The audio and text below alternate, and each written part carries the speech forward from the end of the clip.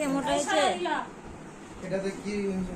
ওটা তো মজা, ওটা ওর নিচে রেখে তুই আগে বছর 3টি করে ভাগ হয়।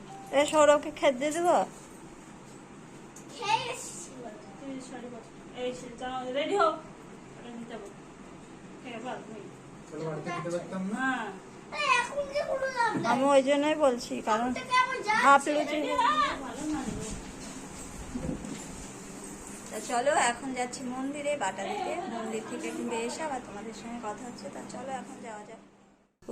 তো এইদিকে দেখো সবুজ সবুজ ঘাসের মধ্যে বাচ্চাদের চাপার অনেক কিছু বসেছে, আবার অনেকগুলো রেস্টুরেন্টে বসেছে, আর এদিকে বিড়ি অনেক কিছুই বসেছে। এখানে বাতাসা, গজা, অনেক রকম সব ঠাকুরের কাছে বাতাসা দেয় সেই সব বসেছে। আর জলটা আমাদের শুকিয়ে গেছে, এতটা কম কোনোবারই হয় না, এবার অনেকটাই জল কম হয়ে গেছে। আর আমরা মন্দিরের ভেতরে চলে এসেছি এখন।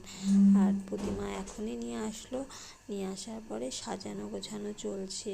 একজন আবার মালা দান করলো, সেটা পড়াচ্ছিল। আমরা যখন যার এইদিকে দেখো ছেলেপেলেরা আছে ফল ফুল সব কিছু নেওয়ার জন্য। আর ওই দিকে বসে আছে মিষ্টি প্যাকেটে নাম লেখা, শাড়ি গামছা যে যা দেবে সেগুলো নাম লিখে রাখার জন্য। আর বাবু দেখো, বাবু বারবার বলছে মা ফোনটা দাও, ঠাকুরের ছবি তুলি ছবি তুলে। আমি বলছি ছবি তোলা হয়ে গেছে। তারপরে এই যে আমাদের ঠাকুরের ছবিটা, এই তারপরে বাইরের দিকে এদিকে যারা যারা সব ঘোড়া পুতুল দান করে এখানে।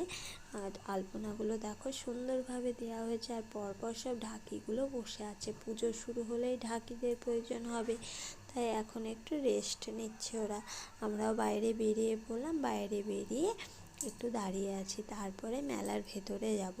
আমরা সকাল সকাল আসাতে আজকে বেশ ফাঁকা আছে, আর বিকেলবেলা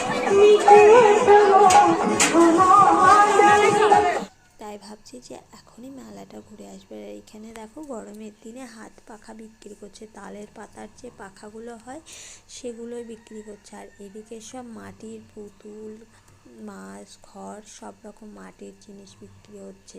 সব কিছু দেখার পরে চলে গেলাম একটা কাপের ঘরে, মানে প্লাস্টিক ফাইবারের যেসব জিনিসগুলো হয় সেই সব ঘরে।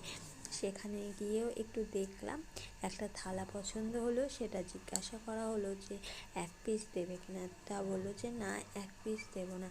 তাই বোন একটু দেখে টেখে আবার রেখে দিল, ওটা আর নিলাম না। তারপরে আবার অন্যদিকে চলে গেলাম। দিকে যাওয়ার পর একটা ফুচকার দোকানে দাঁড়িয়ে ফুচকা খেয়েছিলাম, সে ভিডিওটা করা হয়নি। মেলাতে এখন গোছগাছ চলছে, সেরকমভাবে সাজানো নেয়। সাজিয়ে গুছিয়ে যখন রেখে দেবে তখন দেখতে খুবই সুন্দরই লাগবে। আর নিচগুলো দেখো আম পাতাতে না পুরোটা ভর্তি মচাক মচাক শব্দ হচ্ছে, কিন্তু আমি মিউট করে দিয়েছি, এত গান হচ্ছে যে করা হলো না। তারপরে আমি ঘুরে ঘুরে পুরো মেলাটা দেখলাম, এ দোকান সে দোকান চারিদিকে গিয়ে দেখছিলাম। আর বাবু একটা রিমোট গাড়ি কিনবো বলছিল, সেটাও একটু দাম টাম জিজ্ঞাসা করে নিলাম, দিয়ে বললাম যে এখন তো সবই দোকান বসছে, ঠিক আছে বিকেলে তোকে কিনে দেওয়া হবে। তাই বলে বাবুর রাগটা ভাঙানো হলো। তা এখন মেলাটা দেখে বাড়ি যাওয়ার পালা।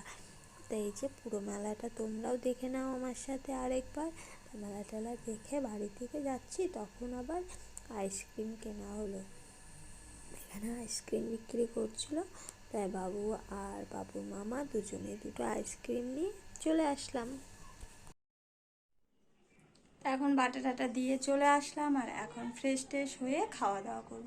সকালে খাওয়া দাওয়া করিনি, বাটা দিয়ে এসে খাচ্ছে, আবার পরে যাব পুজো যখন হবে তখন যাব। তার চলো এখন খাওয়া দাওয়া। এদিকে মার খাবার রেডি হয়ে গেছে, আর খেয়ে নিলেই হয়ে যাবে।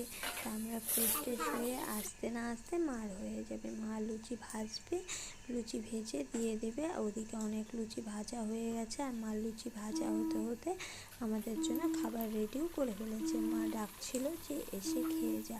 তা আমি রান্নাঘরে আসলাম, এসে থালাগুলো এক এক করে ওই ঘরে নিয়ে যাবার। আজকে হয়েছে আলুর তরকারি, বেগুন ভাজা, ক্ষীর, লুচি আর সাথে রসগোল্লা।